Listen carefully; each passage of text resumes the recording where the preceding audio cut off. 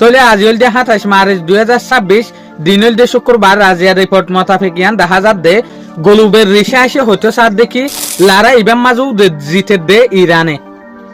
আর হতানো গলুবেল research পুরা দুনিয়ার উপর রিসার্চ গড়ের ফাউন্ডেশন আছে, অর্গানাইজেশন আছে। ই বে হতে সার দেখি লারা ইবাম মাজু দে ইরান জিতে দে। তো আরেকটা হতো ডোনাল্ড ট্রাম্পে লারা এবারে 10 দিন ফিসানি হই, ইয়ানি পয়লা ডোনাল্ড ট্রাম্পে হইল দে ইয়ান তো 5 দিন পর্যন্ত অ্যাটেক নগরিম, ইয়ার পর আমার অ্যাটেক করিম দে।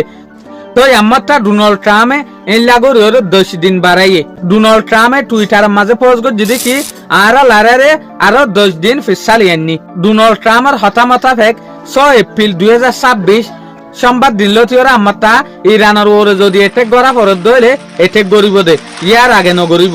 আর দেখো তো ডোনাল্ড ট্রাম্পে দুনিয়ার ইয়ানো বুঝাইতে সাথ দে নেগোসিয়েশন ইবা আরা গরিব দে ন ইবা ইরানে আর তো হরন মাগে দে আর আরে রিকোয়েস্ট করছে দে লাবলি ওরা আড়াইটার আর ওরে রাহাম করি ওরে নেগোসিয়েশন প্রসেস মাঝে লামি দে। তাহলে যে সুলাম মাঝে ইয়ান ডোনাল্ড ট্রাম্পে হর দেশ দুনিয়ারে এই সুলাম মাঝে যে হদিন মেডিটেটার আছে, মেডিটেটার মানে নেগোসিয়েশন গরিবল্লা বলি ওরে আড়ের হতাহর রিকোয়েস্ট করার ইটারা হতে সাধ্য ন এলারা এবারে নেগোসিয়েশন গরিবল্লা বলি ওরে ইরানে ন বলকে ডোনাল্ড ট্রাম্পে হদ দে। তাহলে সয়ার ডোনাল্ড ট্রাম্প আজ পর্যন্ত মিশা হঠাৎ আর আইন আফারের কেয়া যার জিন্দিগি আসলে এ টু জেড মিশা হঠাৎ মাঝে যার গই ই বাতিমিকা নোয়াক কথা কেনে শিখিব। তাহলে ডোনাল্ড ট্রাম্প ওয়ার্ল্ড হিস্টোরি মাঝে একফম মাঝে যেগ বেজতীয়র এইলা বেজতি হনতন হদ দে।